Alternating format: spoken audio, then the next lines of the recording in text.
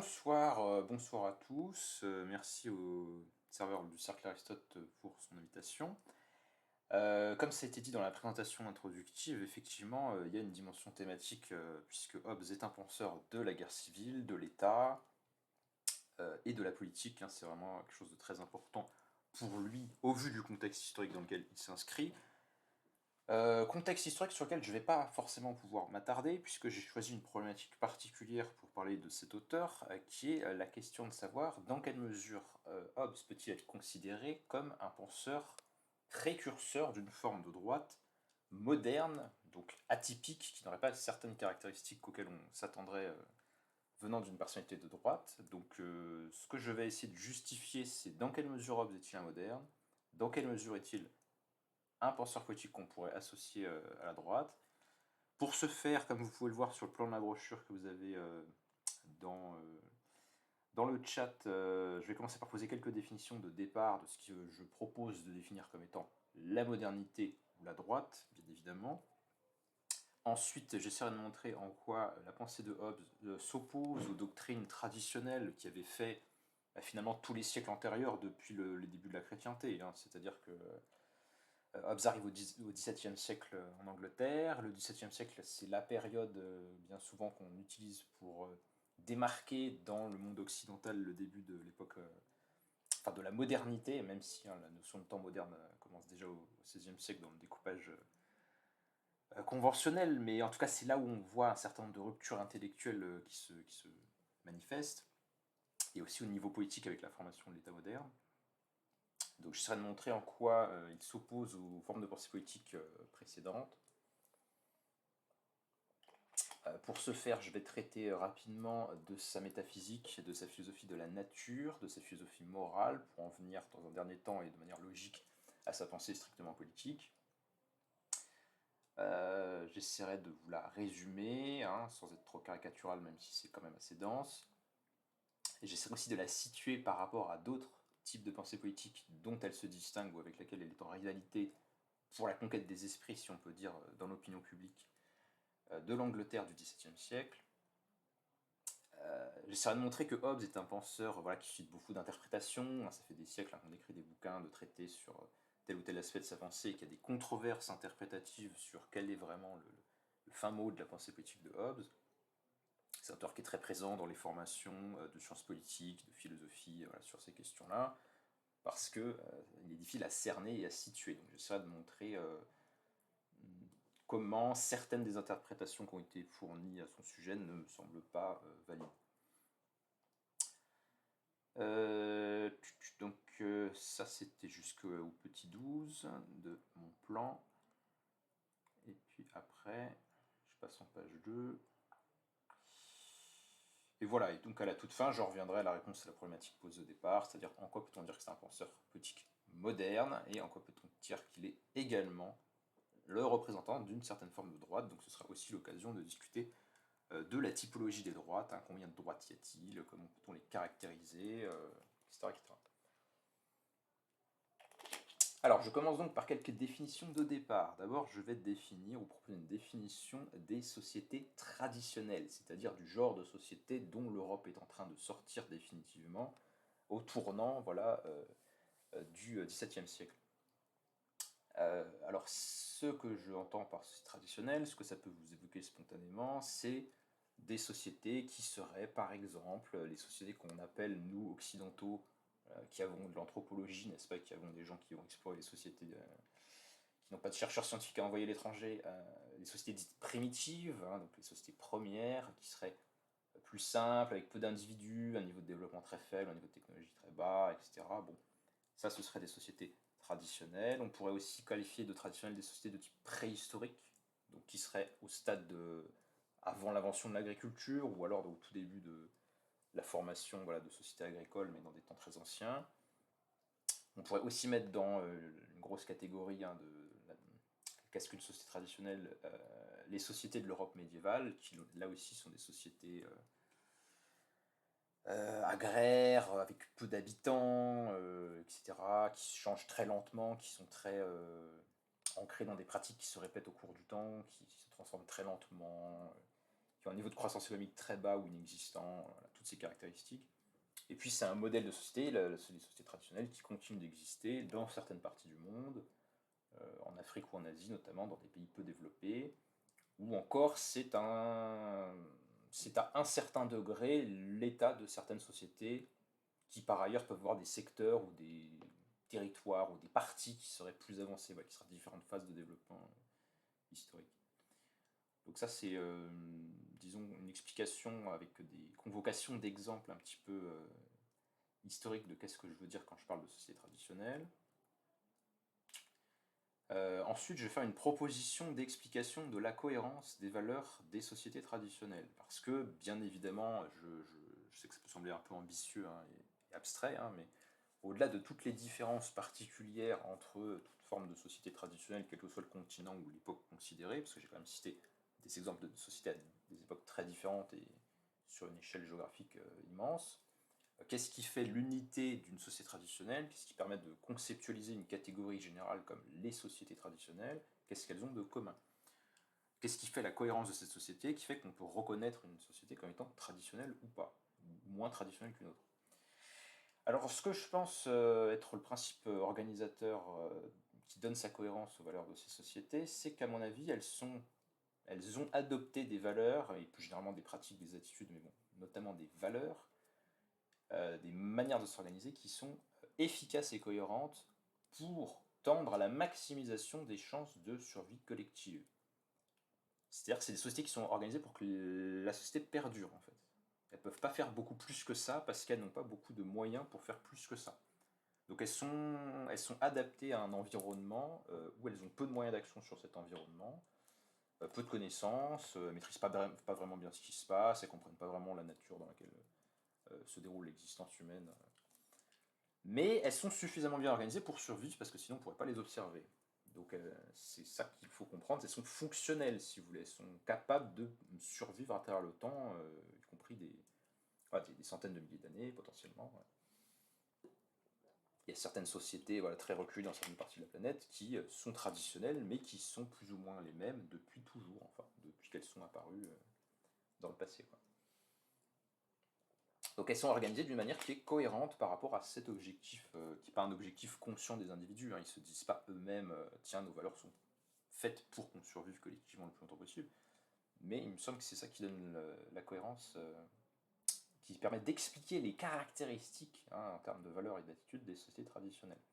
C'est une explication qu'on pourrait qualifier de type évopsy, donc la psychologie évolutionniste, c'est une branche de la psychologie qui cherche à qui de manière, comment dirais-je, par analogie avec la théorie de l'évolution darwinienne, essaie d'expliquer les traits psychologiques des individus comme étant fonctionnels ou utiles à la survie. Donc voilà, les sociétés qui ont des traits utiles à la survie survivent, les sociétés qui n'ont pas de traits utiles à la survie ne survivent pas, ou en tout cas ont moins de chances.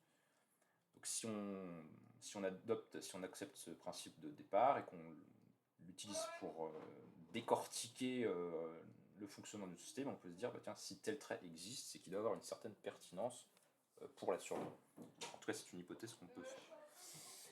Donc, ces partis pris étant posés sur la nature des sociétés traditionnelles, qu'est-ce qui les caractérise, à quoi on peut les reconnaître de manière frappante? Eh bien, ce sont des sociétés dans lesquelles l'individu n'existe pas. Par individu, j'entends évidemment pas un individu au sens physique, c'est-à-dire une entité qui se distingue spatialement des autres, il y a des humains comme partout, mais il n'y a pas de valeur ou de reconnaissance particulière de l'individualité. Ce qui les démarque évidemment des sociétés qui se modernisent, voire qui sont hyper modernes et ultra individualistes. Ce sont donc des sociétés où le tout et les contraintes collectives priment de manière très forte sur les désirs ou les aspirations ou le bien-être ou l'épanouissement, comme vous voulez, des individus qui les composent. C'est ce que je veux dire quand je dis que ce sont des sociétés de type collectiviste. Alors en quoi les autres caractéristiques de ces sociétés expliquent bien qu'elles sont organisées pour maximiser leurs chances de survivre dans un environnement contraint avec une faible technologie, de la pauvreté et pas de croissance économique? Eh bien, ce sont très souvent des sociétés qui vont avoir, bon, je vais peut-être pas tout détailler parce que là, ce serait vraiment un exposé de sociologie pure, mais elles vont très souvent être caractérisées par une fixité des rôles sociaux, c'est-à-dire vous êtes paysan parce que vous êtes d'une famille de paysans et vous resterez paysan, ou alors vous êtes telle fonction, telle fonction, telle fonction, et ça reste fixe et bien différencié. À quoi ça sert? Ça permet aux individus de se reconnaître dans l'espace social instantanément. On ne peut pas hésiter sur le métier ou la place ou le rôle hiérarchique d'autrui parce qu'il est extrêmement bien exprimé par ses vêtements, voilà, c'est l'endroit où il se trouve dans la société, le nom qu'il porte, etc. Tout ça exprime une hiérarchie sociale qui est extrêmement claire. Ça permet de réduire les coûts d'information et l'incertitude dans les interactions sociales. Dans le même genre d'idée, plus les sociétés sont traditionnelles, plus elles sont caractérisées par une forte homogénéité culturelle. Déjà parce qu'il n'y a pas beaucoup d'individus, ensuite parce qu'il n'y a pas beaucoup d'échanges entre ces sociétés et des sociétés différentes. Et encore une fois, parce que ça permet de tout de suite comprendre autrui, il n'y a pas d'ambiguïté possible, il n'y a pas différentes valeurs possibles, on est tous les mêmes, donc on communique très facilement et très rapidement. C'est une société où il y a une primauté du travail sur les loisirs, tout simplement parce qu'il y a peu de loisirs, parce qu'il y a peu de richesses pour avoir un surplus qui serait consommable. Et ensuite, de manière associée à ce trait, les loisirs sont individualisants tandis que le travail est collectivisant. C'est-à-dire que quand vous travaillez, c'est un travail vous êtes subordonné à des finalités sociales, il faut faire ce qu'il faut faire pour le groupe, pour que le groupe survive. Tandis que quand vous travaillez, quand vous jouissez plutôt d'un loisir personnel, de la lecture, je sais pas quoi, vous pensez à vous, vous vivez pour vous en fait, vous n'êtes pas dans une organisation soumise à des contraintes collectives. Un autre trait important, c'est l'autoritarisme. Donc les sociétés traditionnelles ne sont pas seulement hiérarchiques et homogénéisantes, elles sont aussi autoritaires, et parce que eh bien, c'est très bien d'avoir un seul chef auquel on obéit aveuglément et rapidement, parce que ça permet d'aller vite. Et donc en contexte de ressources limitées, de nécessité de survie, où il y a une très forte pression de l'environnement, il faut prendre des décisions qui soient rapides. Ça explique pas mal de choses, notamment sur le fonctionnement psychologique et les modes de cognition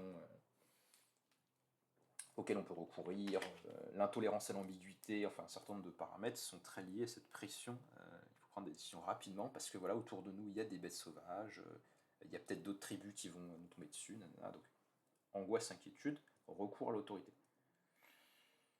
Pour que l'autorité ne soit pas contestée et donc qu'on soit vraiment certain que les décisions seront appliquées de façon cohérente, hiérarchique et rapide, elle a souvent une dimension sacrée et incontestable. On ne conteste pas l'autorité du chaman. Le chaman est inspiré par les esprits, il sait des trucs que vous ne savez pas, donc voilà, des décisions rapides et incontestables. Ce sont souvent des sociétés organisées par une hétéronormativité et une fixité de la sexualité sur la visée reproductive, c'est-à-dire que les normes sexuelles traditionnelles, c'est sexe reproductif entre adultes de sexe opposé, etc. etc. Et plus un comportement va s'éloigner de ce qui est biologiquement utile, moins ce sera valorisé, voire ce sera tabou, voire ce sera interdit et puni, etc. C'est cohérent d'un point de vue de maximisation des chances de survie du groupe. Faites des bébés. Voilà, ça, c'est une morale sexuelle pertinente du point de vue de la survie collective. Dans le même genre, on a la différenciation tranchée des rôles de genre. Voilà, donc les femmes ne sont pas des hommes et inversement. Ils ont des rôles bien séparés, bien tranchés. Nanana, les femmes sont là pour faire des bébés et les entretenir.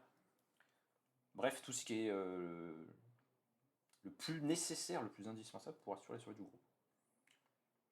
Et enfin, dernier item, trait 10, le tribalisme. Donc tout ce qui est... Alors oui, tribalisme et xénophobie, enfin 9 et 10, quoi, en bas de la page 3.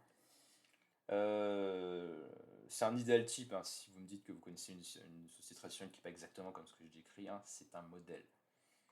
Donc tout ce qui n'est pas dans le groupe est en dehors du groupe, et tout ce qui est en dehors du groupe est potentiellement dangereux. Voilà, c'est plus simple, c'est plus prudent en fait. Il y a des sociétés qui peut-être n'étaient pas assez prudentes et elles ne sont plus là pour en parler. Donc en fait c'est très pertinent du point de vue de la maximisation des chances de survie collective d'être extrêmement méfiant vis-à-vis de ce qui est étranger. Donc là encore traditionnalisme, faible ouverture culturelle, faible intolérance à la différence culturelle, etc. Et évidemment, il n'y a pas d'universalisme moral, c'est-à-dire que ceux qui ne sont pas dans le groupe, ils n'ont pas les mêmes droits que ceux qui sont dans le groupe. Quand même, c'est la base aussi. Donc les autres sont des proies potentielles, des esclaves potentiels. Voilà, on pourra aller faire des razzias de temps en temps sur la tribu d'à côté, parce qu'ils ne sont pas du groupe. Voilà, j'espère que ça vous aura pas semblé trop caricatural, et de toute façon je suis obligé d'aller vite parce que c'est pas vraiment mon sujet, mais je voulais partir de cette base pour définir ce que c'est que la modernité. Il faut comprendre que c'est un type de société qui s'oppose ou qui se différencie fortement des caractéristiques des sociétés traditionnelles dont je viens de brosser le portrait à grands traits. Je passe en page 4. Alors, qu'est-ce qui fait que la modernité marque un clivage avec le mode de pensée, les attitudes et le fonctionnement des sociétés traditionnelles? Pourquoi est-ce qu'on peut dire qu'il y a deux spectres dans les types de sociétés, les sociétés plutôt traditionnelles et les sociétés plutôt modernes, avec plein de phases intermédiaires selon comment elles se sont hybridées, hein, mais qu'est-ce qui fait la différence? Là, je vais remarquer les traits différents pour qu'on voit la différence des catégories, comment on passe de l'une à l'autre. Alors, à mesure qu'une société devient moins traditionnelle et plus moderne, sur le plan philosophique ou spirituel, on pourrait distinguer plusieurs axes et donc plusieurs formes de modernisation qui ne sont pas forcément toujours simultanées ou toujours, qui se conditionnent pas forcément tous les uns les autres. Mais sur le plan philosophique et spirituel, ben, plus les sociétés sont modernes, moins elles sont religieuses. Hein, les sociétés traditionnelles sont volontiers très religieuses, au sens où toutes les actions de la société ont un sens religieux, ont un double sens caché, ont une signification qui n'est pas juste leur signification fonctionnelle, etc. Et elles sont souvent théocratiques, c'est-à-dire que souvent le pouvoir religieux est le pouvoir politique, ou inversement, le pouvoir politique a une dimension religieuse. Alors ça c'est basique, ça marche aussi chez les Romains dans les sociétés romaines, enfin bon. Ça marche un peu partout. Inversement, plus les sociétés se modernisent, moins il y a cette présence ou cette justification par des fondements surnaturels du pouvoir politique ou plus généralement, moins il y a d'activités religieuses dans la vie sociale. C'est un type d'attitude existentielle qui tend à décliner. Voilà, ça fait partie de la modernisation. Sur le plan social et culturel, bah, inversement, les sociétés traditionnelles étaient très homogènes. Inversement, les sociétés modernes sont beaucoup plus hétérogènes, tout simplement parce qu'il y a de plus gros groupes qui se sont unis les uns les autres. Il y a plus d'interactions entre des groupes de plus en plus différents. Il y a de plus en plus de communication entre les sociétés, voire potentiellement dans la phase actuelle de notre histoire mondiale, il y a une mondialisation, c'est-à-dire un accroissement des échanges de population, des biens et des idées ou des items culturels de plus en plus forts entre les différentes sociétés du monde. Donc l'hétérogénéité culturelle est beaucoup plus grande à mesure qu'une société se modernise que lorsqu'elle se euh, réduit. Voilà, je pense que c'est assez évident. Il y a le clivage collectif-individu, évidemment. Hein. La reconnaissance de la valeur de l'individualité est beaucoup plus forte dans la société moderne. L'individu peut jouer des rôles différents. Il n'est pas assigné un seul rôle à sa naissance. Il n'est pas l'objet du pouvoir d'une famille dont il ne serait qu'un instrument. Le mariage est romantique plutôt que par intérêt, etc. etc. Bon, l'individu prend de la valeur, voire même trop de valeur.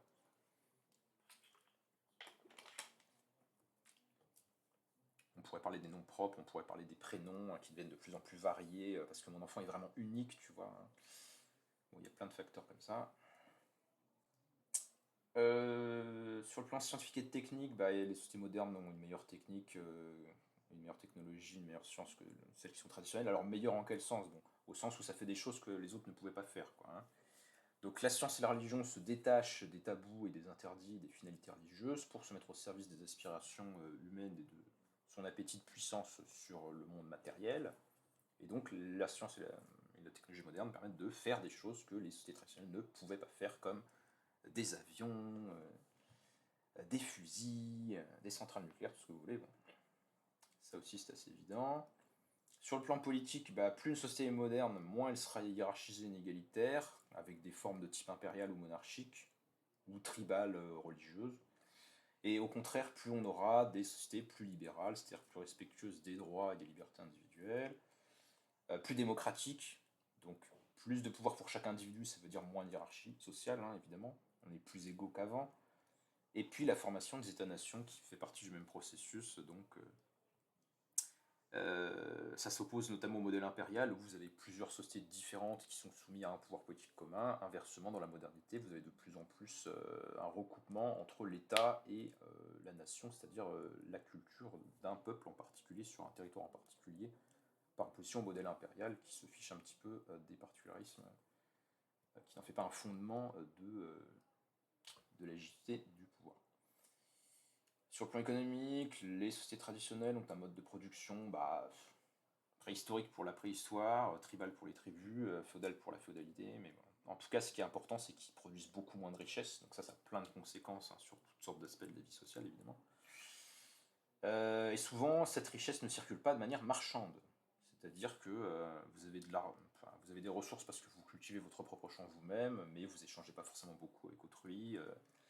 Il n'y a pas d'entreprise privée qui travaille pour faire du profit, il y a des individus qui exploitent leurs propres ressources ou qui les reçoivent d'un État qui redistribue directement, mais voilà, il n'y a pas vraiment de marché, ou il n'y a pas des marchés qui sont aussi développés, etc. etc. Donc voilà, moins de richesse, elle n'est pas produite de manière marchande, ou beaucoup moins, il n'y a pas de capitalisme. Et enfin, qu'est-ce que j'ai dit encore comme dernier trait? Voilà, dernier trait sur les rapports de genre, bah, ça serait simplement là où les sociétés traditionnelles sont patriarcales, c'est-à-dire que les femmes sont subordonnées aux hommes, in fine, parce qu'il faut qu'elles fassent des bébés, quoi, donc sinon le groupe va pas survivre.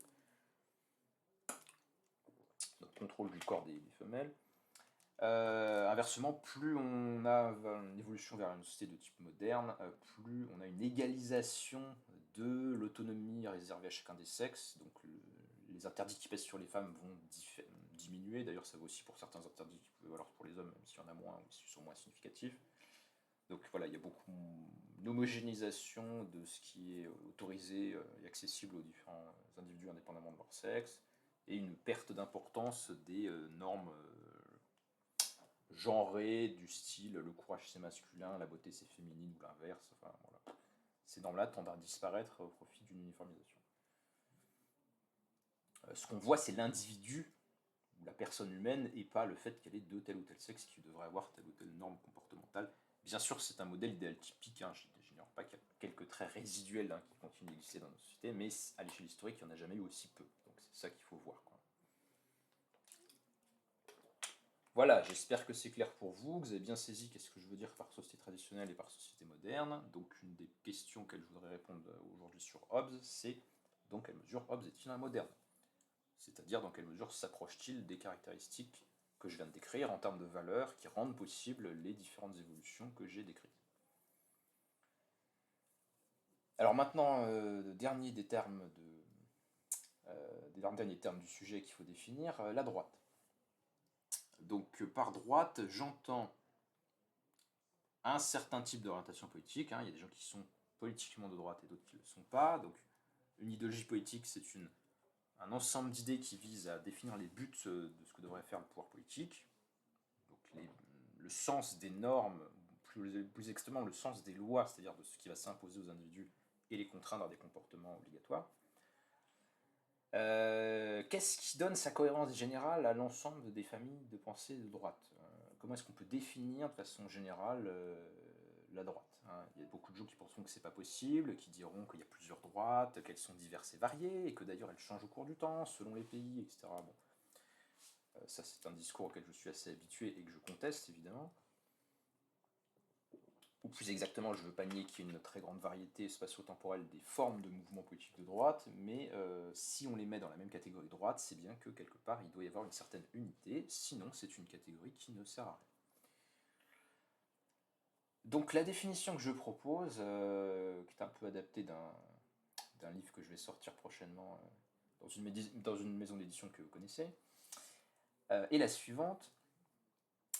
Sont de droite l'ensemble des forces politiques qui héritent en partie ou totalement des attitudes traditionnelles, fonctionnellement ordonnées à la maximisation des chances de survie collective. Donc pour qu'il y ait une droite, il faut qu'il y ait eu une société traditionnelle un jour quelque part dans le passé et qu'on en soit sorti au moins en partie. Il n'y a pas de droite dans les sociétés traditionnelles parce que, entre guillemets, tout le monde est de droite spontanément. Tout le monde a des valeurs traditionnelles dans les sociétés traditionnelles parce que c'est normal, il n'y en a pas d'autres. Pour qu'il y ait un conflit ou pour que quelque chose comme un mouvement politique de droite apparaisse, il faut qu'on ait déjà passé le stade de sortie au moins partielle d'une société traditionnelle. Il faut qu'il y ait déjà un certain degré de modernisation de la société qui se soit effectué. Et même peut-être plus qu'un petit peu, même peut-être plus que la moitié. Enfin voilà, faut qu'il y ait un conflit entre ces deux types de valeurs contradictoires, sinon il ne peut pas y avoir un clivage gauche-droite. Enfin, il ne peut pas y avoir un clivage droite versus les autres forces politiques qui ne sont pas la droite, en gros.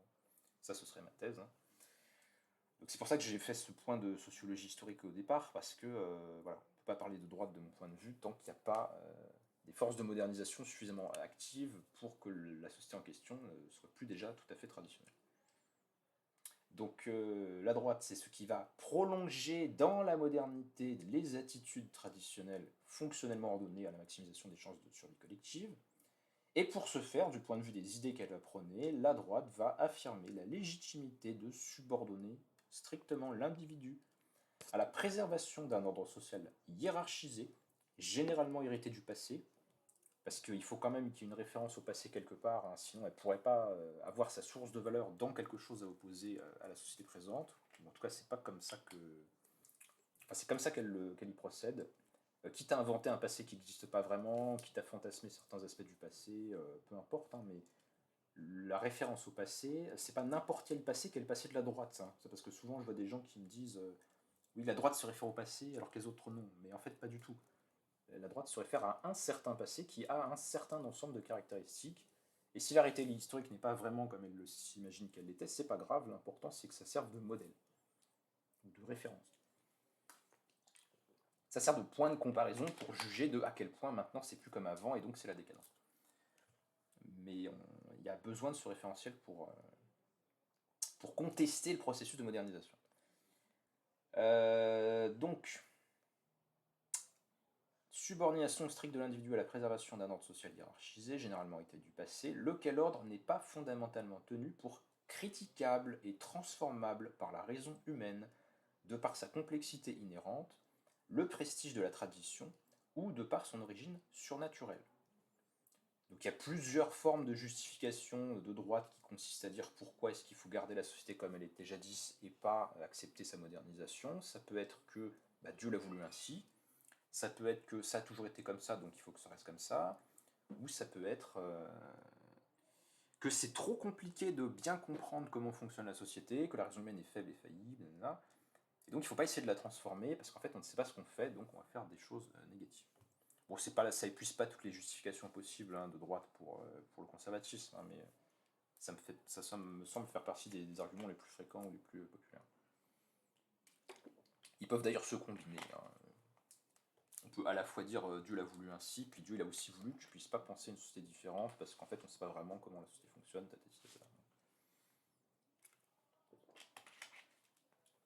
On ne mesure pas les conséquences de ce qui va se passer si on touche à tel truc qui est là depuis toujours. Ok. Donc ça c'est ma définition, vous pouvez la critiquer, vous pouvez être scandalisé, ne pas être d'accord, hein, c'est évidemment critiquable et débattable, hein, mais ça me sert de base de réflexion. Alors à partir de là, maintenant que les termes du sujet sont bien définis, problématique, en quoi la philosophie politique absolutiste de Hobbes peut-elle être considérée à la fois comme inauguratrice de la modernité politique européenne et dans le même temps de nature conservatrice, occupant une position originale dans l'espace politique des droites qui se constitua plus d'un siècle après sa mort, à partir de la Révolution française. En quoi Hobbes anticipe-t-il sur un positionnement de droite possible qui n'apparaîtra réellement qu'au moment où la modernisation sera devenue suffisamment criante pour qu'il y ait un conflit droite-gauche.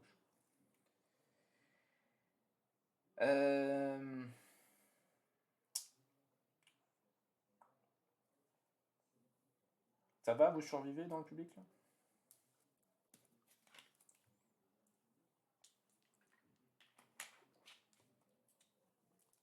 Un petit hochement de tête approbateur. Ouais. Ça fait plaisir. Alors, donc, ça c'est la question. Donc, on va essayer de tester, hein, finalement, maintenant qu'on a bien défini nos critères de la modernité et de la droite, en quoi Hobbes se rapprocherait-il de l'un ou de l'autre, jusqu'à quel point, dans quelle mesure, etc. Bon.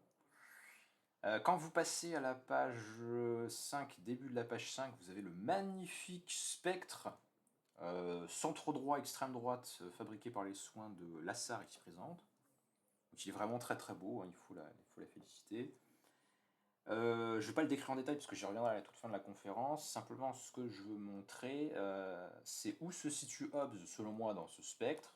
Donc, il a une position de droite qui est à peu près à équidistance du centre droit et de l'extrême droite. J'essaie de justifier en quoi il aurait une position un petit peu intermédiaire et en quoi le type de droite que préfigure Hobbes se situerait à peu près sur cette partie-là du spectre, dans ce que j'ai appelé des régimes autoritaires non traditionnels. Je l'ai mis du côté du bonapartisme, j'y reviendrai un petit peu plus tard. Ce sur quoi j'attire votre attention maintenant, c'est pas tellement où est-ce que je mets Hobbes dans le spectre des droites, c'est plutôt les petites flèches et toute la partie noire là qui est en bas là, c'est-à-dire ce qui est avant l'apparition du spectre des droites, qui est un phénomène de la modernité politique. Ce qui avant, ce qui va de Platon à Bodin et Bossuet, en gros, hein, c'est les pensées politiques traditionnelles du monde chrétien, enfin Platon c'est un grec et c'est bien plus précédent, mais disons, c'est les pensées politiques traditionnalistes de Platon à la fin de la pensée chrétienne, donc 16e, 17e siècle en Europe. C'est tout ce qui va faire les pensées politiques des différents siècles du Moyen-Âge, enfin Antiquité tardive, Moyen-Âge, début de l'époque moderne. Donc tout ce qui est en noir, là, c'est des types de pensées politiques qui ont été les dominantes quasi exclusivement pendant un peu plus de 1000 ans. Et c'est à ça que, notamment, que Hobbes va s'opposer, va marquer une rupture avec ces traditions de pensée antérieures. Donc il faut que je les décrive un petit peu pour faire comprendre en quoi Hobbes marque une rupture. Alors, il y a deux éléments, me semble-t-il, qui sont importants à prendre en compte. Les pensées politiques traditionnelles de l'Europe, voilà, celles qui sont indiquées en noir, sont à la fois hiérarchiques et avec une dimension surnaturaliste.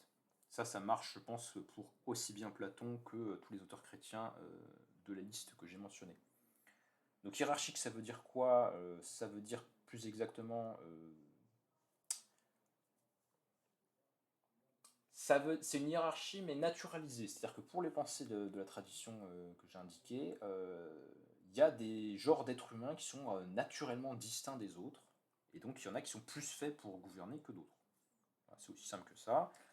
Platon, par exemple, nous explique que la cité doit être dirigée par les sages, et qu'il y a des natures d'êtres qui font que certains vont être destinés à gouverner, d'autres à ne pas gouverner. Donc la nature est hiérarchisée et elle permet de rendre possible justement cet ordre social traditionnel, hiérarchisé et autoritaire. On va voir que Hobbes rompt avec ça parce qu'il n'a pas la même philosophie de la nature.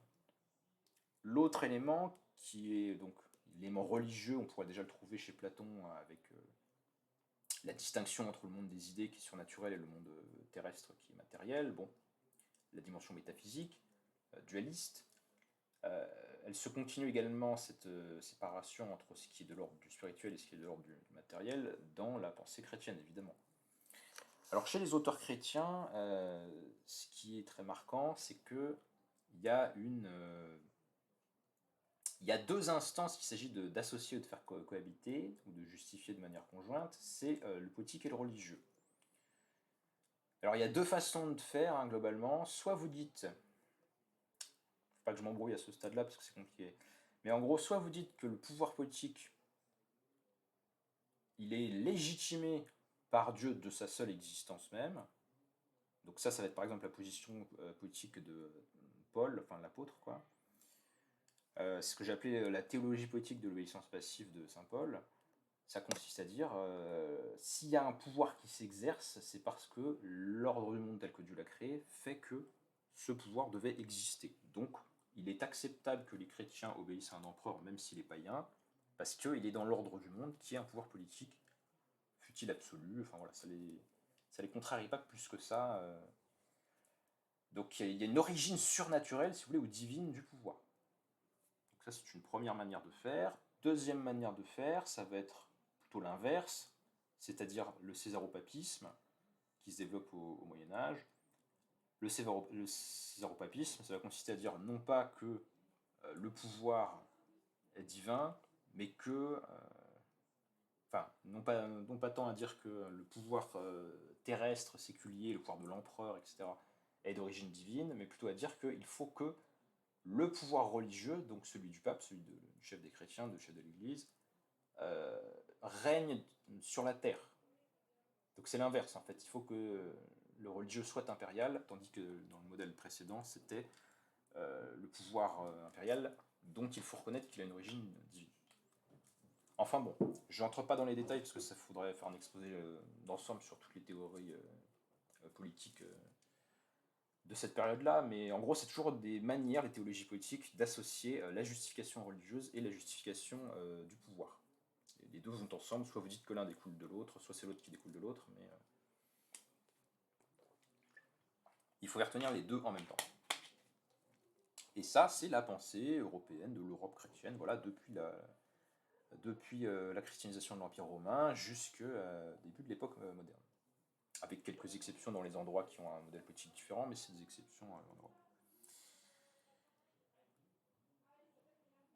Donc, dans la perspective traditionnelle, il faut également noter qu'il y a une subordination de la liberté au bien et à celui qui le connaît. Donc chez Platon, c'est le philosophe roi. Le philosophe roi, il a une connaissance du bien, hein, grâce à sa raison pure, il discerne l'idée du bien, et de par cette connaissance, il va pouvoir bien gouverner par sa supériorité naturelle et rationnelle. Dans les modèles christianisés de cette forme-là, c'est pas un philosophe roi, mais c'est un prêtre roi, ou inversement, mais c'est pareil, c'est un roi prêtre. C'est-à-dire un roi qui est inspiré par Dieu, ou un prêtre qui a un pouvoir terrestre, mais grâce à sa proximité aussi avec le divin. Donc à chaque fois, la liberté n'existe que pour aller vers ce bien qui est connu et qui est objectif suprême. Voilà, bien chez Platon, ou l'idée, enfin, Dieu chez les chrétiens. Ça, c'est vraiment le modèle de la pensée traditionnelle. Alors, maintenant, la rupture introduite par Hobbes.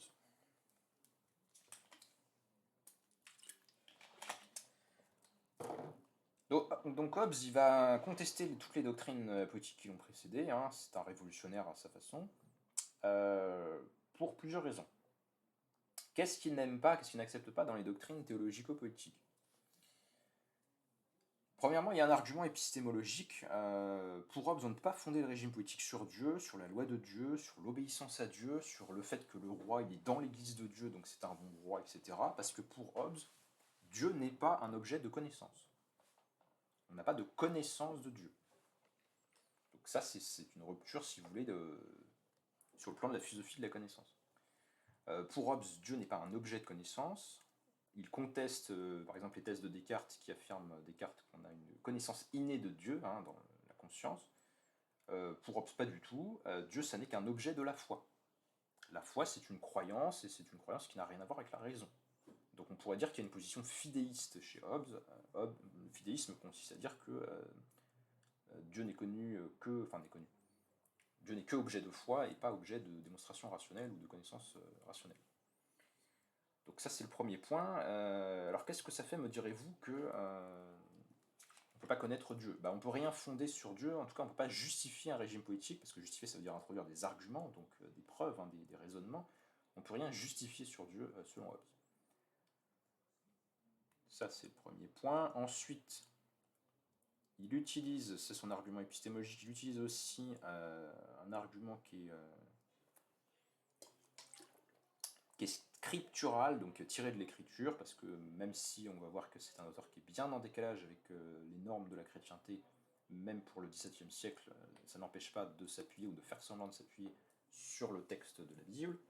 Et l'argument de Hobbes, c'est de dire Jésus a dit dans l'évangile que son royaume n'était pas de ce monde, donc Dieu n'a rien prescrit politiquement pour ce monde. Il n'y a pas de régime voulu par Dieu, selon Hobbes.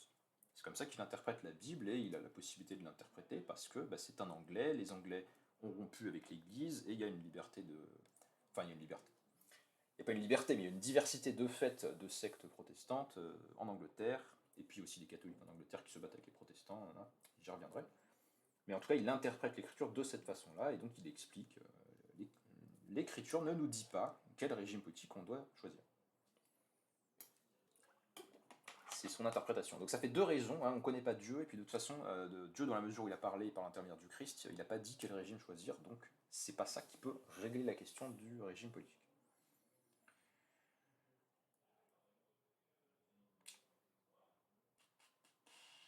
Bon, alors après, je passe vite dessus, parce que c'est un peu périphérique à mon exposé, mais Hobbes n'est pas tout à fait un athée, c'est-à-dire qu'il admet qu'il y a un Dieu créateur. Cependant, il a une conception de Dieu qui est assez hérétique, hein, voilà, qui n'est pas la conception chrétienne. On peut dire que c'est un déiste, hein, il croit en Dieu, mais c'est pas le Dieu chrétien vraiment. Parce que le Dieu, tel que le décrit Hobbes, est un corps éternel. Donc un corps, ça veut quand même dire un élément qui semble pas d'un autre monde. Enfin, c'est un peu bizarre, quoi, hein. Bon. Et puis, il ne croit pas à la plupart des dogmes chrétiens, hein, il ne croit pas notamment au libre arbitre et à la survie de l'âme après la mort. Je vais venir maintenant à sa philosophie de la nature. La philosophie naturelle de Hobbes. Ça explique aussi hein, la conception de la nature que je vais décrire, à quel point, pourquoi il est en rupture avec la pensée traditionnelle, médiévale. Voilà. Pourquoi c'est nouveau, ce que pense Hobbes. Hobbes, il est influencé par l'atomisme des épicuriens. Alors l'atomisme, c'était cette doctrine matérialiste de l'Antiquité selon laquelle toute la réalité n'est composée que d'un ensemble de petits éléments matériels de base qui sont les atomes, qui s'associent dans le vide. Voilà, c'est une théorie physique et philosophie quantique. Hobbes, il est influencé par ça, il est influencé par la physique moderne, il connaît personnellement Galilée, donc l'astronome. C'est l'élève de Francis Bacon, qui est un philosophe anglais, qui est un des pionniers de la physique moderne. Voilà, il est très marqué par cette nouvelle physique géométrique, spatialisante, qui semble beaucoup plus fiable, qui permet de faire des prévisions astronomiques, qui permet de conduire des navires sur les mers, hein, comme l'a bien expliqué Ninger dans sa conférence sur les temps modernes et la navigation maritime et le rôle des sciences dans tout ça. Donc il a une conception de la nature, Hobbes, qui est tout à fait mécaniste, c'est-à-dire que la nature n'est faite que de corps en mouvement. Il n'y a que des causes et des effets, et puis tout est déterminé. Voilà, c'est un mécanisme intégral, ça annonce Newton, hein, d'ailleurs c'est le même siècle, hein, c'est le 17e.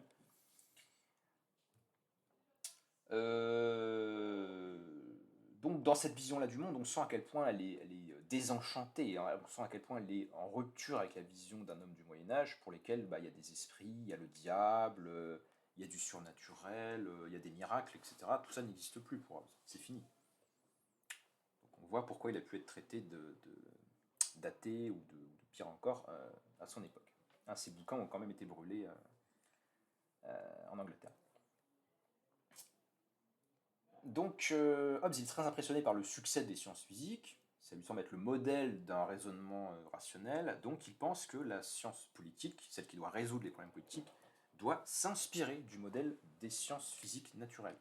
Donc il va emprunter le modèle atomiste et géométrique de la physique pour penser la réorganisation de la société. Ce qui est important de noter aussi, c'est que la théorie de la connaissance de Hobbes, elle repose sur un nominalisme, c'est-à-dire que ce qui existe réellement, ce sont des éléments individuels. Donc chez Hobbes, c'est des corps. Hein, qu'est-ce que c'est que la réalité? C'est un ensemble de corps particuliers, individuels. C'est très proche hein, de l'idée que tout n'est fait que d'atomes. Pour bien comprendre une réalité selon Hobbes, il faut commencer par la décomposer dans ses éléments premiers. Donc c'est une méthode analytique. On divise, on sépare les éléments pour bien les saisir indépendamment les uns des autres.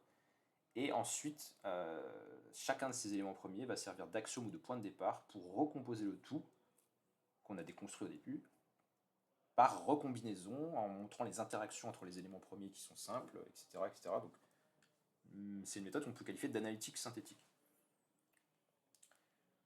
J'ai aussi dit qu'on pourrait parler d'un atomisme logique chez Hobbes. Alors l'atomisme logique stricto sensu, c'est une philosophie qui est apparue en Angleterre au XXe siècle, donc bien après, mais c'est intéressant de voir que c'est le même pays et les mêmes modes de pensée, enfin des modes de pensée qui ont des points communs à travers les siècles. Donc voilà, une vision du monde complètement causale, déterministe, c'est ça qui fait aussi la modernité de la pensée de Hobbes, c'est cette inspiration des sciences physiques. On pourrait même parler d'un proto-positivisme de Hobbes. Le positivisme, là encore, c'est une doctrine beaucoup plus tardive du XIXe siècle français, mais qui a aussi la caractéristique de tout vouloir réduire à des modèles physiques classiques. Hein, c'est vraiment, la science doit se régler sur la science physique pour être crédible, quoi. Ça va beaucoup influencer la pensée scientifique dans pas mal de domaines pendant longtemps. On voudra atteindre le degré de réussite, de prestige et de rationalité attribué à la physique. Alors, j'en viens maintenant à la philosophie morale de Hobbes. Ça va être très simple. Hobbes est un relativiste moral, c'est-à-dire que pour lui, il n'y a pas de bon ou de mauvais objectif. Il n'y a pas de bien et de mal, il n'y a pas de norme qui serait valablement bonne ou mauvaise, indépendamment de nos opinions, de nos préférences, de nos goûts, et qui permettrait de trancher nos différends. L'idée de Hobbes, c'est que quand on dit qu'une chose est bonne ou mauvaise, ça veut simplement dire qu'on l'approuve, qu'on la désapprouve, Donc c'est juste, c'est subjectif, hein, c'est à chacun son avis, hein, voilà, bon. Donc c'est un relativisme. Pourquoi? Parce que Hobbes pense que chaque individu a un corps spécifique, qu'il a une perception du monde spécifique,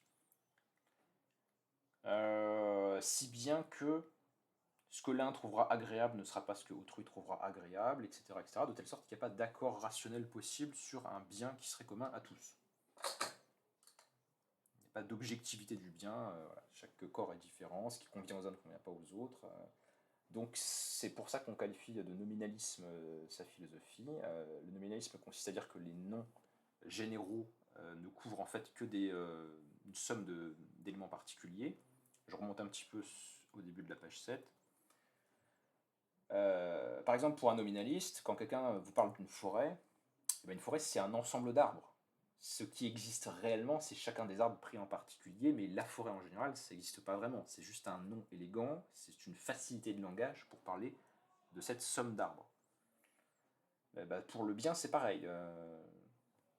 Hobbes vous dira, oui, quand quelqu'un vous parle du bien, en fait, c'est juste une manière de parler de ses préférences à lui, de la somme totale des préférences de tous les individus, mais ce qui existe réellement, ce sont ses préférences elles-mêmes. Hein. Il n'y a pas un truc qui serait le bien et qui serait unique et univoque pour tout le monde.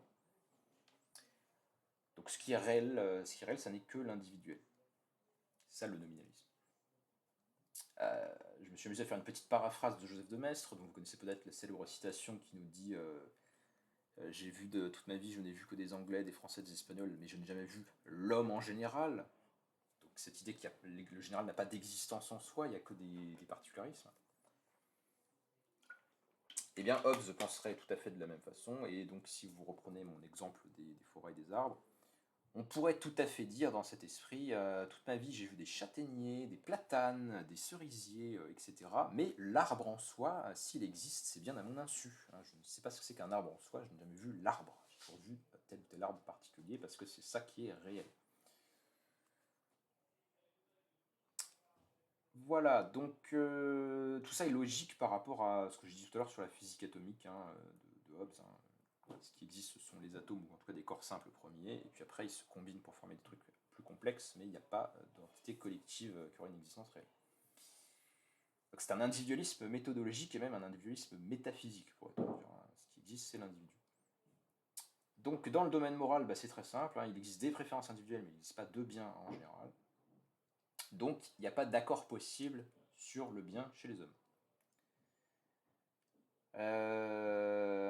Je lis le petit passage en anglais à la fin de la page 7. Le bien et le mal sont des noms qui signifient nos appétits et nos aversions, lesquels, dans des tempéraments, des coutumes et des doctrines différentes, sont différents parmi les hommes. Et des hommes différents ne diffèrent pas simplement dans le jugement qu'ils portent sur les données de leur sens, sur ce qui est plaisant ou déplaisant pour le goût, l'odorat, l'ouïe, le toucher et la vue, mais aussi sur ce qui est convenable ou désagréable pour la raison, dans les actions communes de la vie. De là jaillissent les disputes, les controverses, et au bout du compte, la guerre. Donc des gens différents ont des préférences différentes, elles sont tout aussi arbitraires les unes que les autres, il n'y a pas de valeur objective, et donc à la fin on se bat, puisqu'on ne peut pas se mettre d'accord.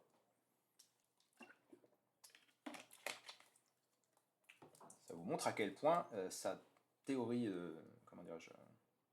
sa métaphysique, sa théorie de l'homme, sa théorie du langage et tous ces autres éléments plus abstraits conditionnent ce qu'il va pouvoir penser sur le bien et le mal et aussi sur la politique. Donc ça c'est le relativisme de Hobbes, hein. C'est pas le seul qui pense comme ça, hein, mais c'est assez populaire finalement chez les philosophes anglais. Je passe en page 8, on arrive à la partie politique. Oui, alors juste avant, je voulais dire que donc on a une conflictualité qui est enracinée dans la différence des corps atomiques. Les humains sont différents, donc ils divergent, donc ils rentrent en conflit. Il n'y a pas de valeur objective qui pourrait départager leurs différends. Et donc il y a une inutilité totale de la morale, comme de la religion d'ailleurs, pour fonder le régime politique. De même que Dieu n'a rien dit, de même il n'y a pas de bien objectif pour trancher nos différends. Donc comment on va pouvoir s'entendre si la morale et la politique, si la morale et la politique n'ont rien à voir ensemble, et si la religion et la politique n'ont rien à voir ensemble non plus. Hein, c'est compliqué quand même. Alors j'en arrive à la philosophie politique de Hobbes, qui se développe dans un contexte historique particulier, qui est un petit peu une tarte à la crème, parce que c'est ce qu'on raconte à chaque fois qu'on présente sa pensée. C'est donc le contexte des guerres civiles en Angleterre, guerre civile parce qu'il y a plusieurs prétendants au trône, parce qu'il y a un conflit entre le Parlement et le pouvoir des parlementaires et le pouvoir royal, qui lui-même sur l'expression plus ou moins d'un certain conflit entre les classes aristocratiques qui sont plutôt monarchistes et les classes bourgeoises qui sont plutôt parlementaires, très schématiquement, hein, lequel est lui-même surdéterminé par des conflits de religion, parce qu'il y a plusieurs religions en Angleterre, chacun essaie d'imposer sa religion aux autres, il y a les papistes, c'est les catholiques qui veulent que l'Angleterre soit sous l'autorité du pape, il y a l'église anglicane, il y a les calvinistes, et puis il y a des sectes protestantes diverses et variées, donc une très forte hétérogénéité religieuse et politique, puisque chacun essaie d'opprimer les autres pour les forcer à admettre sa conception du bien. Ça nous renvoie à ce que dit Hobbes quand il dit les goûts et les coutumes, les valeurs des uns et des autres diffèrent. On n'arrive pas à s'entendre sur un bien unique, parce que le bien n'est qu'un nom. Et le nom n'est qu'une manière élégante de mettre une diversité d'éléments sous une même appellation, mais qui n'a pas de réalité substantielle. Donc c'est la guerre civile, Hobbes il est obligé de s'exiler pendant 8 ans en France, manque de chance pour lui, il y a aussi la guerre civile en France parce qu'il y a la Fronde, hein, voilà, c'est une période troublée, on est à la fin, deuxième moitié du XVIIe siècle, on est toujours dans la suite des guerres de religion qui ont commencé en Europe au siècle précédent, et ça conditionne évidemment sa vision pessimiste de la nature humaine, et ça le détermine à essayer de trouver une solution politique pour sortir de ces guerres à répétition. Alors, comment va-t-il s'y prendre, Hobbes? Qu'est-ce qu'il nous propose pour sortir des guerres civiles, puisqu'il n'y a pas de régime voulu par Dieu, puisqu'il n'a rien dit, et qu'il n'y a pas de bien objectif qui permettrait de trancher nos désaccords rationnellement. Ça semble mal parti pour arriver à la paix. Alors, le raisonnement de Hobbes s'appuie sur des considérations sur la nature humaine. C'est la partie de la page 8 que j'ai appelée l'anthropologie de Hobbes. La vision de la nature humaine de Hobbes, ça consiste à dire que les êtres humains sont fondamentalement animés par un principe vital qu'il appelle le conatus, terme qu'on retrouvera ensuite chez Spinoza, avec un sens un petit peu différent. Le conatus, c'est une espèce d'ego désirant. Qu'est-ce que c'est que l'homme? C'est un être qui a un égoïsme fondamental, qui est animé de façon à rechercher sa propre conservation. Il vit pour lui. Hein, il y a un égoïsme psychologique de Hobbes. Hein. Pour Hobbes, toutes les passions sont des dérivés d'un égoïsme fondamental de la psyché, quoi. Mais c'est pas simplement et purement un effort de préserver sa vie, c'est aussi un effort d'augmenter son pouvoir sur les choses et les personnes, qui peut être très fortement connecté à l'impératif de l'instinct de conservation, parce que pour bien me conserver, en fait, si j'avais plus de pouvoir, j'aurais plus de chances de bien me conserver, donc finalement, je vais en vouloir plus, et ainsi de suite, de façon illimitée. Donc comme je veux plus de pouvoir pour mieux me conserver, mais que vous aussi vous voulez plus de pouvoir pour plus vous conserver, à un moment donné, il va y avoir un rapport de force qui va s'établir. D'où le conflit. C'est très simple. Hein. Vous voyez que on voit l'analogie de son modèle d'explication du social avec le modèle de l'explication physique. Hein, de même qu'il y a des atomes, ils ont tous une trajectoire et puis ils se percutent à partir de leur mouvement. Là, il y a les hommes. Leur mouvement il est déterminé par une passion fondamentale qui est le conatus, donc l'ego désirant ou le désir de conservation plus d'accroissement des moyens de la conservation. Et comme on veut tous accroître notre puissance, on ne peut pas tous le faire puisque nos désirs se contrarient. Et qu'il n'y a pas de bien pour nous départager rationnellement. Conflit, conflit, conflit, conflit. C'est ça qui est intéressant dans le modèle de Hobbes. Hein. Le conflit n'est pas une sorte de malédiction de problème qui arriverait après un stade de paix initial. Le conflit, c'est ce qu'il y a au départ. La politique arrive pour porter remède à la conflictualité qui émerge spontanément de l'existence humaine. Le conflit est premier. Donc ce conatus, c'est un noyau de puissance dynamique et agressive qui constitue le centre propulsif de l'individualité. C'est l'équivalent du mouvement que porterait en lui un corps naturel. Quoi. Oui, ou enfin, je sais pas. Enfin, ce serait l'équivalent d'un élément physique qui exprime la puissance de déplacement d'un corps. Quoi. Alors, ces passions que développe le sujet, donc cet égoïsme fondamental, il se tourne vers des biens, parce que les biens, bah, c'est ce qui nous satisfait, ce qui nous apporte de la satisfaction, donc il comble notre ego, et puis c'est aussi ce qui nous permet d'accumuler du pouvoir, et donc des moyens de nous conserver. Donc on a un désir de biens matériels, et puis on a un désir de biens immatériels, hein, ça ne s'arrête même pas aux biens matériels. On désire aussi des biens immatériels. Alors les biens immatériels, c'est notamment la reconnaissance d'autrui. En fait, j'aimerais bien que vous admiriez à quel point cette conférence est bien faite. Vous voyez, et puis vous aussi, vous voudriez bien avoir une part de la reconnaissance d'autrui, parce que bah, ça compte notre ego et qu'on est programmé pour ça. Bon. Donc conflit pour capter de la reconnaissance. Conflit. Et alors, là où c'est vraiment dramatique et où ça fait que le conflit est vraiment intense, c'est que en plus de tout ça, Hobbes affirme, donc c'est vraiment ses bases anthropologiques, hein, qu'est-ce qu'il pense être la nature de l'homme. En plus d'être un être désirant, qu'on a décrit, les êtres humains plutôt se caractérisent par un trait commun, c'est qu'ils ont tous une égalité naturelle dans la capacité d'assassiner autrui. Ah, c'est vraiment pessimiste. Donc ils désirent un pouvoir sans limite, et puis en plus ils sont tous capables de s'entretuer. Alors dans les textes où il parle de ça, dans le chapitre du Léviathan, dans son grand traité politique de 1651, le Léviathan de Hobbes, dans son traité politique, bon, il précise que c'est relatif, effectivement, il y a des gens qui sont un peu plus forts que d'autres physiquement, etc. Mais en gros, globalement, potentiellement n'importe qui pourrait tuer n'importe qui, et il me semble qu'il prend l'exemple d'un enfant qui pourrait tuer le soldat le plus entraîné par surprise de nuit. Et on connaît des cas d'enfants soldats, donc c'est pas si délirant que ça. Là, hein. Donc selon Hobbes, fondamentalement, les êtres humains sont tous aptes à se tuer. Donc ils sont désirants, concurrentiels et tous aptes à se tuer, d'où l'état où on va en arriver, qui est mon petit 7b, l'état de nature, aussi appelé chez Hobbes la condition naturelle de l'homme. Donc l'état de nature, c'est quoi? C'est pas une situation historique qui aurait réellement existé à un instant T, c'est plutôt une sorte de pôle de la vie sociale. La vie sociale, elle peut aller plus ou moins vers l'état de nature, ou plus ou moins en sortir. C'est une tendance de... C'est un concept qui sert à décrire une tendance ou un pôle de fonctionnement de l'existence humaine. Les sociétés peuvent plus ou moins tendre vers l'état de nature, ou plus ou moins s'en écarter. Mais c'est pas un événement qui aurait lieu une fois et après c'est fini. Hein. Je prends note de la remarque de Chandos. Hein.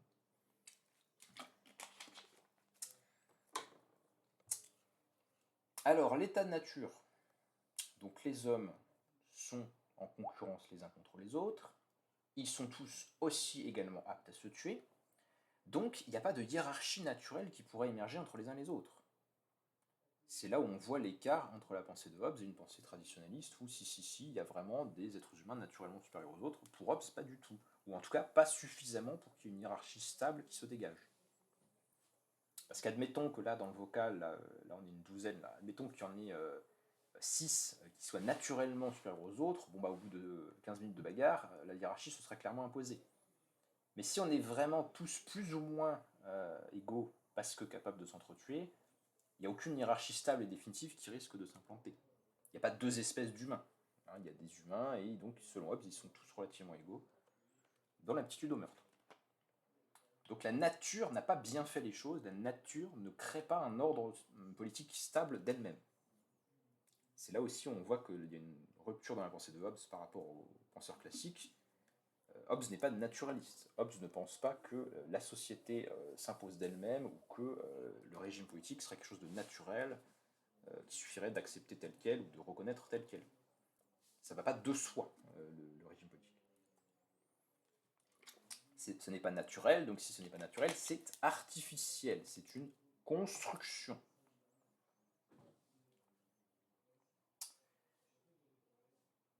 Donc là, en bas de la page 8, on a quelques indications sur les causes de la guerre. Donc, compétition, méfiance, désir de sécurité, désir de gloire. Les biens sont en quantité limitée, nos désirs n'ont pas de limite. Donc, on va se taper dessus, et comme on est égaux, ça va durer longtemps. C'est extrêmement cohérent. Hein. Allez, je passe à la page 9.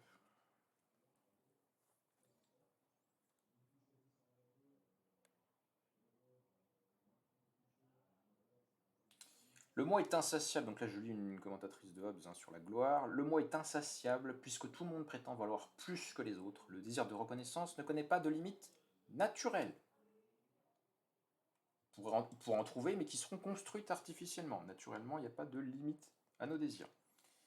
Le seul résultat possible est la compétition sans fin exacerbée par l'égalité anthropologique qui empêche la formation de toute hiérarchie stable. Donc c'est exactement ce que je viens de décrire. Hein. Spontanément, ça ne s'équilibre pas, c'est un état de conflit. La guerre civile dont Hobbes a été le contemporain donne une image approximative de la condition humaine suivant sa seule nature.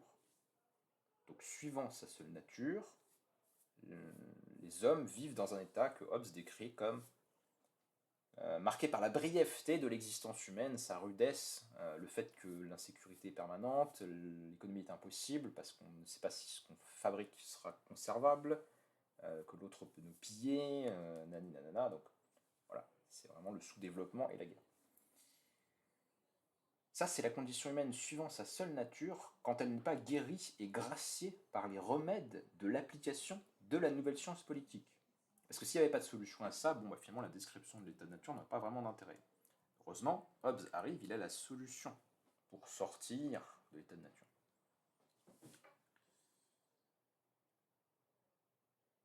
Donc ce ne sera pas une solution totalement définitive parce que les constructions de l'homme sont fragiles. Hein. Les constructions, donc là ça va être les constructions de nature politique, ça va être l'État. L'État est une construction artificielle, c'est une création historique des hommes pour Hobbes, mais l'État est mortel, comme toute création humaine, hein, il est une chose de ce monde, et les choses de ce monde sont passagères. Donc, on peut sortir de l'état de nature, mais on ne peut pas être sûr d'en être sorti définitivement, ce qui fait que la guerre civile est toujours un spectre qui hante l'existence d'une collectivité humaine. Et selon les périodes, on va plus ou moins vers l'état civil, ou plus ou moins vers l'état de nature. Donc, pour sortir du conflit de tous contre tous, il faut créer le régime politique.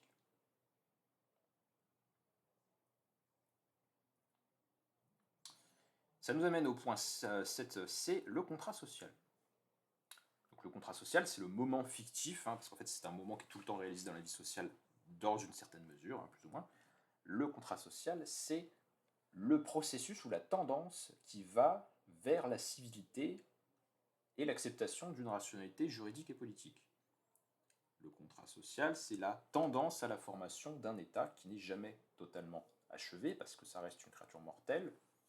Mais voilà, il y a une succession continue d'actes de consentement, si vous voulez, dans la société qui font que les individus acceptent tacitement une autorité supérieure. Alors le contrat social, qu'est-ce qui se passe? Donc tous ces individus égaux, ils n'ont pas de supérieur naturel. Il n'y a pas un homme qui est tellement puissant ou tellement sage qu'il est évident que pour tout le monde qu'on doit lui obéir.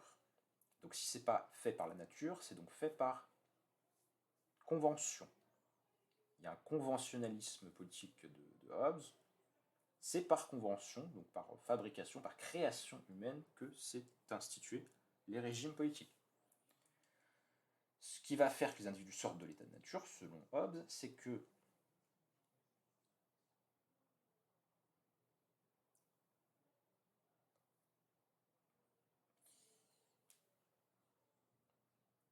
à un certain point donné, ils sont susceptibles d'être dominés par une passion qui est plus forte que leur défiance mutuelle les uns vis-à-vis des autres et leur désir de domination et de rapine, enfin de pillage vis-à-vis d'autrui.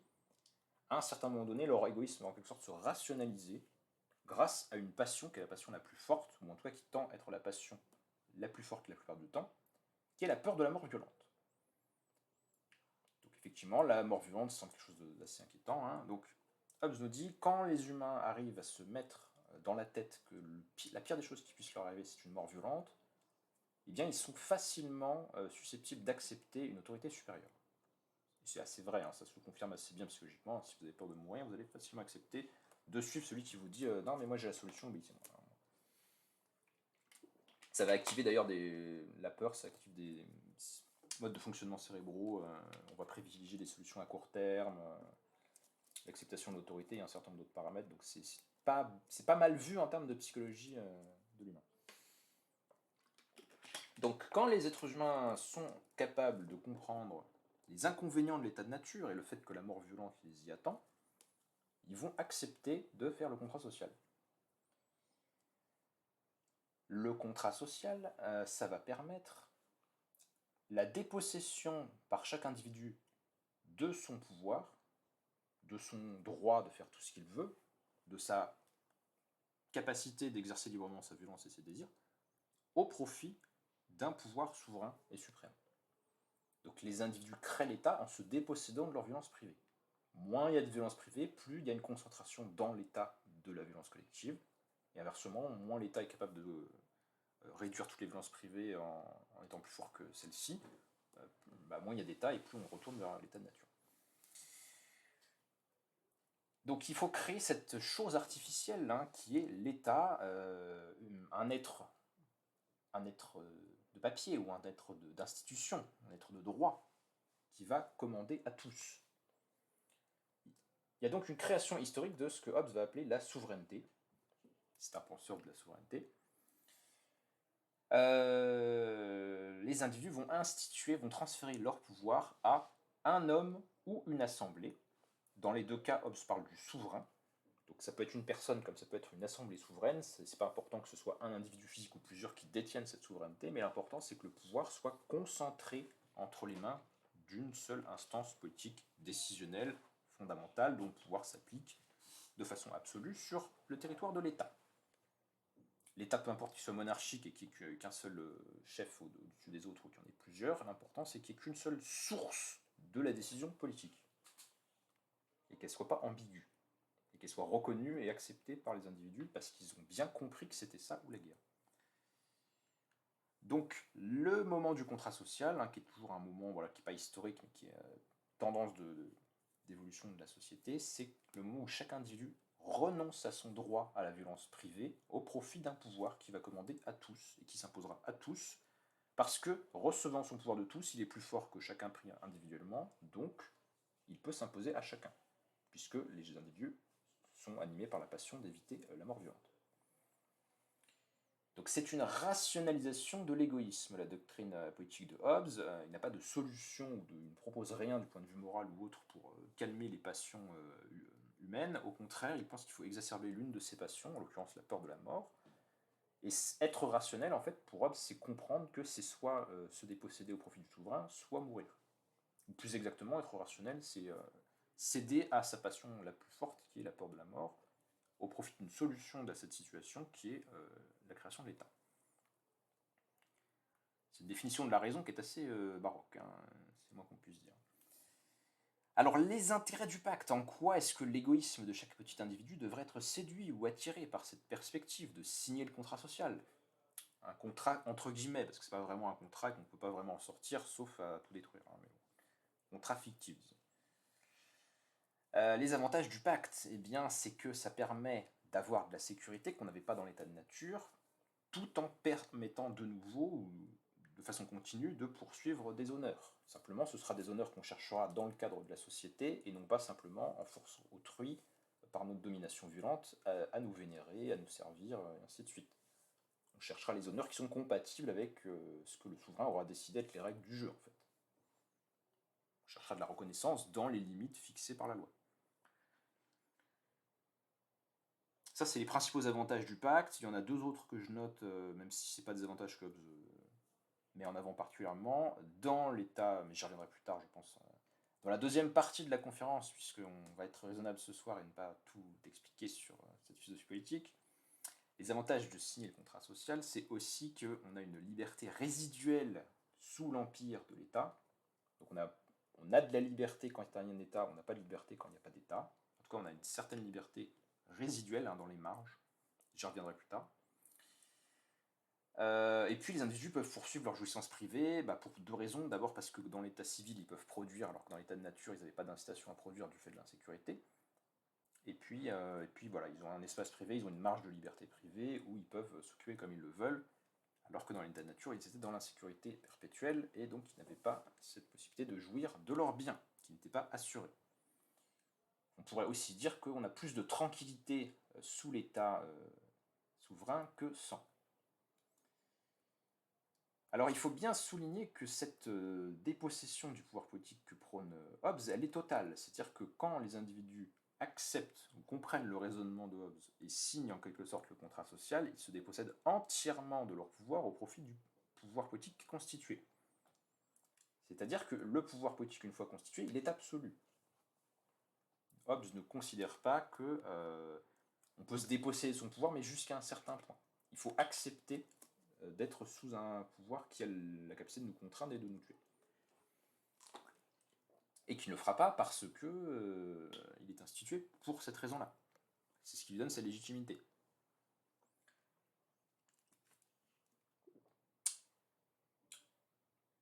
Donc, la théorie politique de Hobbes, parce qu'elle considère qu'il faut déléguer complètement le pouvoir que chaque individu possède au profit d'un pouvoir souverain qui les contraindra tous, n'admet pas quelque chose comme un droit de résistance. Une fois que l'État est constitué, on n'a pas le droit de lui résister parce que ça voudrait dire mettre sa volonté personnelle au-dessus de la loi. Or, c'est pas possible parce que si chacun met sa volonté personnelle au-dessus de la loi, eh bien, il n'y a pas de loi en fait. La loi ne marche que si les individus consentent à lui obéir et ils sont contraints à lui obéir. Donc ça, c'est la position de Hobbes sur le droit de résistance, il la rejette complètement. Et on peut aussi noter que sa théorie, si elle fait droit au pouvoir de chacun au point de départ, c'est-à-dire à la constitution de l'État, une fois l'État constitué, c'est fini, le peuple n'est plus un acteur politique. Il y a une assemblée souveraine ou un souverain individuel qui est le seul détenteur et le seul qui exerce cette souveraineté qui s'est constituée par le transfert des pouvoirs de chacun à l'État. Le peuple n'est pas un acteur politique. Il y a des sujets de l'État de Hobbes, mais il n'y a pas de citoyens au sens d'individus qui partageraient une partie du pouvoir.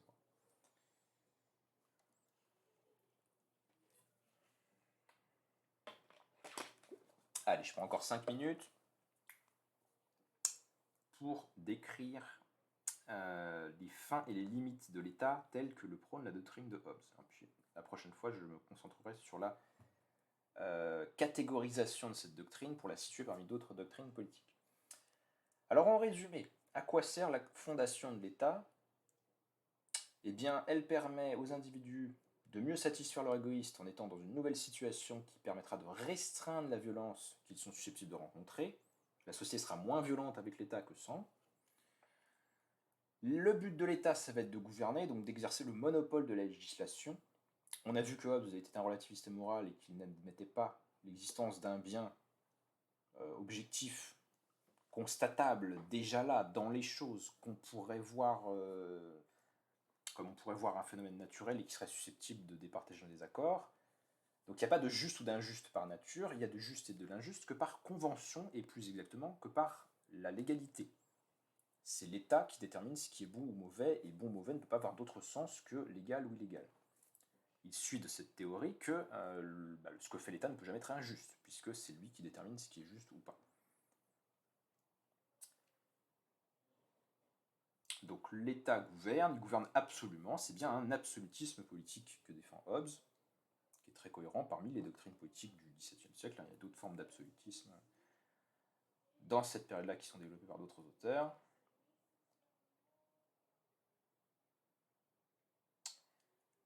Donc ce pouvoir absolu qui est donné à l'État, il sert à la protection des biens et des personnes, parce que c'est pour ça que les individus se sont dépossédés de leur pouvoir personnel.